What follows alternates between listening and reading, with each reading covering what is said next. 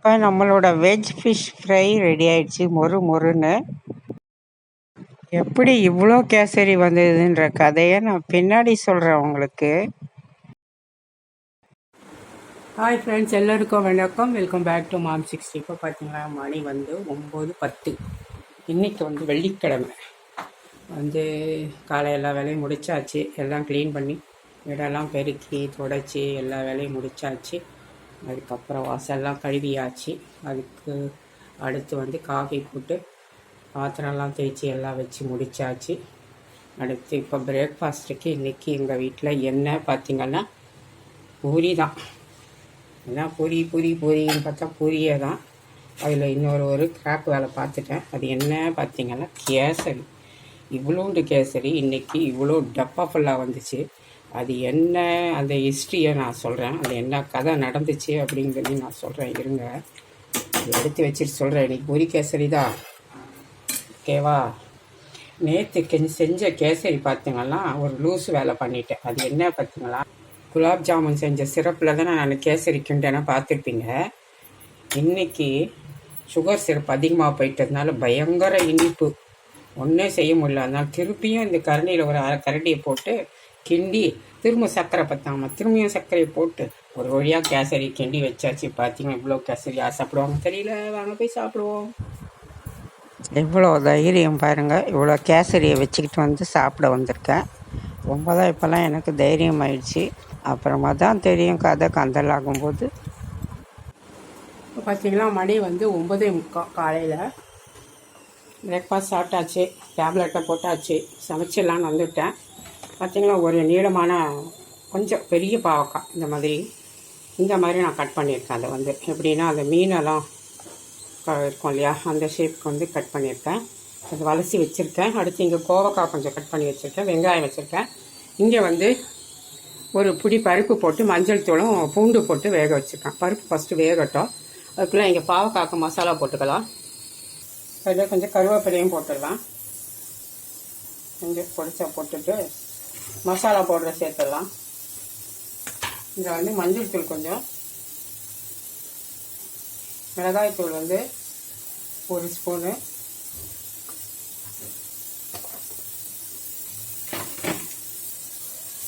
உப்பு அரை ஸ்பூனுக்கும் கொஞ்சம் குறைச்சி போட்டுக்கலாம். இதில் டொமேட்டோ கெச்சப் கொஞ்சம் வச்சுக்கிறேன். ஏன்னா அந்த புளிப்பு ஊற்றணும், அதுக்கு பதில் நானும் இதை போட்டுட்டேன். நல்லா ஒரு டேபிள் ஸ்பூன் அளவுக்கு சேர்த்துட்டேன். கொஞ்சமாக சாட் மசாலா, இதில் கொஞ்சம் காஷ்மீரி சில்லி பவுடர் போடுறேன். கலருக்காக, வேணாம்னா நீங்கள் போட வேண்டாம். இது எல்லாத்தையும் மிக்ஸ் பண்ணிடலாம். புளித்தண்ணி இல்லை, அதுக்கு இது இல்லாட்டி நீங்கள் கொஞ்சம் புளித்தண்ணி சேர்த்துக்கோங்க கெட்டியாக.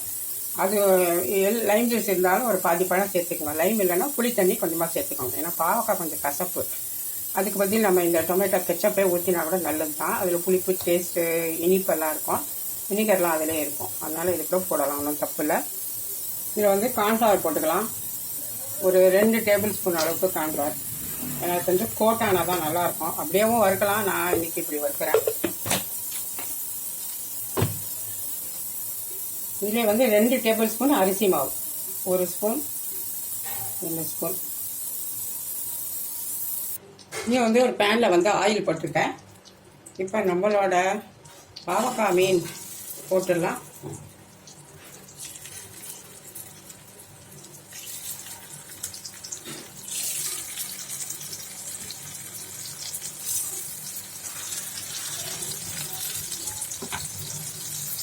அப்படியே மூடி வைக்கலாம். செவந்தோடனே திருப்பிக்கலாம். இப்போ ஓப்பன் பண்ணிவிட்டேன், திருப்பி விட்டுக்கலாம். மீன் மாதிரியே அழகாக தான் திருப்போம். இது உடஞ்சி போகாது.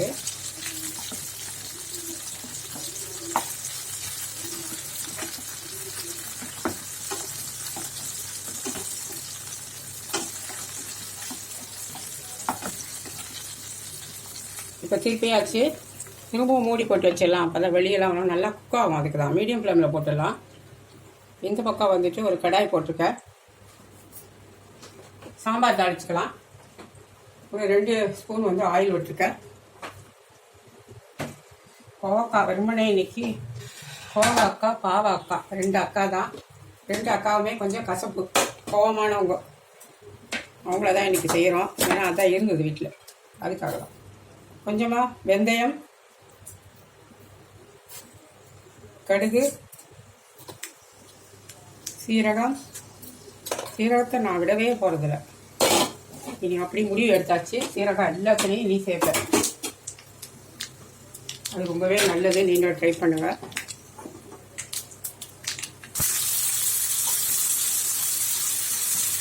வெங்காயம்,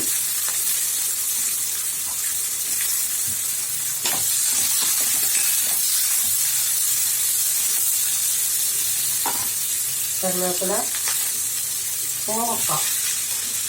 நல்லா பெரிய பெரிய கோவக்காய். அது கொஞ்சம் பழுத்தமாக இருக்குது, பரவாயில்ல. அது போட்டால் ஒன்றும் தப்பில்லை, சாப்பிடலாம். பிகினர்ஸ்க்கு சொல்கிறேன், கோவக்காயெல்லாம் நம்ம கட் பண்ணும்போது நல்லா கழுவிட்டு கட் பண்ணுங்க முதலியே. நான் அப்புறம் கட் பண்ணும்போது அந்த வெண்டைக்காய் மாதிரி அதுவுமே வளவழன்னு இருக்கும். வெண்டைக்காய் எதுவும் முதலியே வாஷ் பண்ணிட்டு கட் பண்ணுவேன். முக்கால்வாசி நான் அப்படி தான் கட் பண்ணுவேன். அப்புறமா வந்து வாஷ் பண்ண மாட்டேன். நீங்கள் எப்படி செய்வீங்க எனக்கு தெரியாது. ஸோ இதில் வந்து உப்பு சேர்த்துக்கலாம். எப்பவும் போல் சாம்பார் தேவையான ஒரு சின்ன ஸ்பூன் உப்பு போட்டுட்டேன்.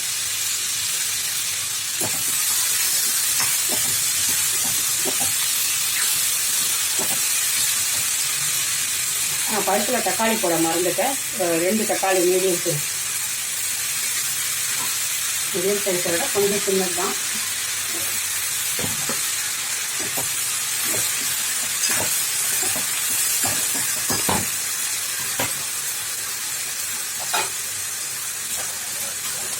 அப்படியே கொஞ்சம் வதமட்டம் மூடி வைக்கலாம். அப்புறமா நம்ம மிளகாத்தூள் எல்லாம் சேர்த்துக்கலாம். இங்கே வந்து பருப்பு நல்லா வெந்துடுச்சு. ஓப்பன் பண்ணி வச்சுட்டேன். இது எப்படி இருக்குது அப்படிங்கிறதே பார்த்துலாம்.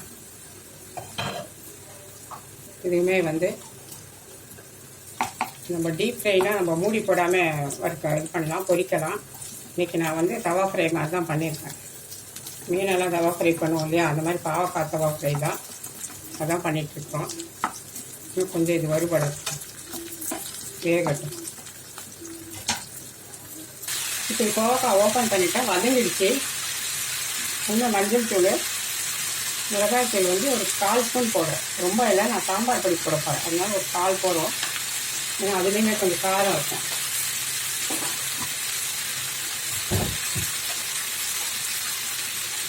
சாம்பார் பொடி இது குட்டி ஸ்பூனில் 1 ஸ்பூன் தான் போடுறேன்.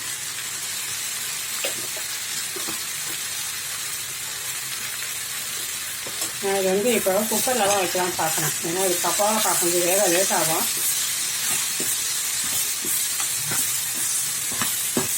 வதக்கிட்டு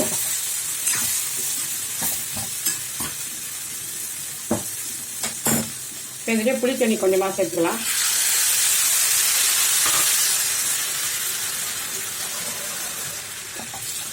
காய் அதிகமாக தான் இருக்குது, வேறு வழி இல்லை. அது வாங்கிட்டு வந்தால் வேறு ஏதாவது செய்யலாம் அப்படின்னா அது அப்படியே இதாகிடுது.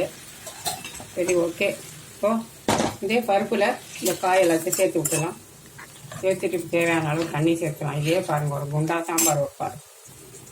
இல்லை கொஞ்சம் தண்ணியை சேர்த்து விட்டுடலாம். ஏன்னா கொஞ்சம் தண்ணி சேர்க்கலாம். ரொம்பவும் வந்தால் நல்லா இருக்காது. ஆனால் கொஞ்சம் இது திக்காக இருந்தால் தான் அந்த சாம்பார் கொஞ்சம் நல்லா இருக்கும். அந்த அப்படி வச்சுருக்கேன்.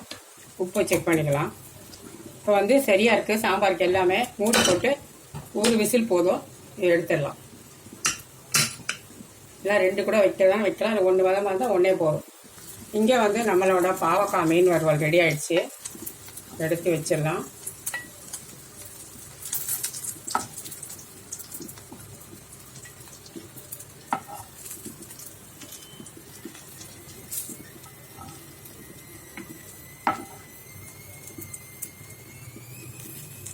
பார்த்தீங்களா எவ்வளோ சூப்பராக. இப்போ நான் அடுத்த பேட்சி போட்டு விட்டுட்டேன். மூடி வச்சுட்டு அப்படியே கொஞ்சம் மீதி இருக்க எண்ணெயில் அப்படியே வறுத்து எடுத்துக்கலாம். இப்போ பார்த்தீங்களா நம்மளோட சைவ மீன் வறுவல், பாவக்காய் வறுவல், பெட்டர்கார்டு வறுவல் ஃப்ரை ரெடி ஆயிடுச்சு. பார்த்தீங்களா நம்மளோட பாவக்காய் வறுவல், அதாவது வெஜ் ஃபிஷ் ஃப்ரை ரெடி ஆயிடுச்சா. சூப்பராக இருக்கும் பாருங்கள் அது. அடுத்து இங்கே வந்து சாம்பார், நம்மளோட கோவக்காய் சாம்பாரும் நல்லா ரெடி ஆகிடுச்சு. குக்கரில் 1 விசில் வச்சு எடுத்துட்டேன். நல்லா திக்காக சாம்பார் ரொம்பவே நல்லாயிருக்கும்.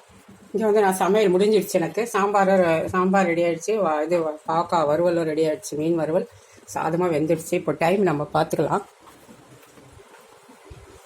பாருங்க, 10:30 மணி ஆகுது. டைம் தெரியுதா? 10:30, அதாவது 9:45 to 10:30, 3/4 ஹவர் ஆகிருக்கு. ஒரு சாம்பார் வச்சு ஒரு வறுவல் பண்ணி சாதம் வடைச்சிருக்கேன். இப்போ வந்து இட்லி ஊற்றி வச்சுருக்கேன். டின்னர் பாக்ஸுக்கு 4 இட்லி ஊற்றிருக்கேன். அதுக்கடுத்து வந்து நமக்கு இங்கே எல்லாமே ரெடி ஆகிருக்கு சமையல். எனக்கு பசியுமே எடுத்து சாப்பிட்லான்னு பார்க்குறேன். இன்றைக்கி என்ன தெரியலை, 12:30க்கே பசி வந்துச்சு. நம்மளோட சமையல் மாத்திரம் என்ன பார்த்துட்டு சாப்பாடை போட்டுடுவோம். பாருங்கள், வெள்ளை சாதம், அடுத்து கேசரி, அடுத்து இங்கே வந்து கோவக்காய் நல்லா திக்காக சாம்பார் வச்சுட்டேன். சப்பாத்திக்காக வச்சுட்டேன். கடைசியில் இட்லியை போட்டாச்சு. இங்கே வந்து பாவக்காய் மீன் வறுவல், வெஜ் ஃபிஷ் ஃப்ரை, அதுக்கப்புறம் இங்கே பீர்க்கங்காய் துவையல், வீட்டில் வர ஊற்றினா தயிர். அவ்வளோதான். இதுதான் இன்றைக்கி லஞ்சு. நான் சாப்பாடு போட்டுக்க போகிறேன்.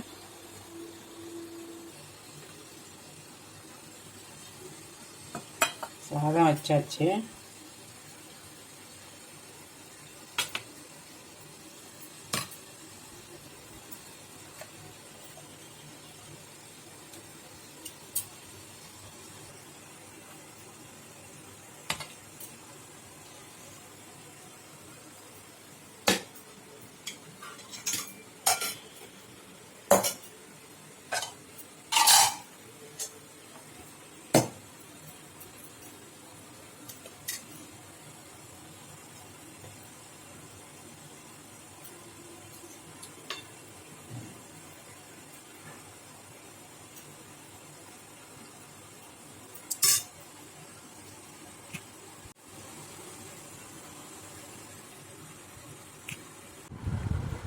சாப்பிட ஆரம்பிக்க போகிறேன். நான் 12:30 தான் ஆகுது. பசிக்குது எனக்கு.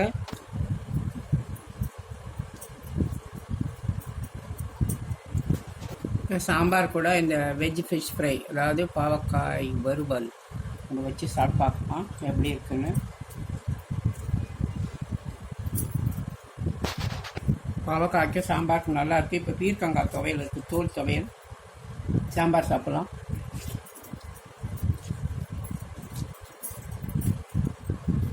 அதான் எனக்கு ரொம்ப பசிக்குது. சாப்பிட்டுறேன் நான், அப்புறம் பேசலாம்.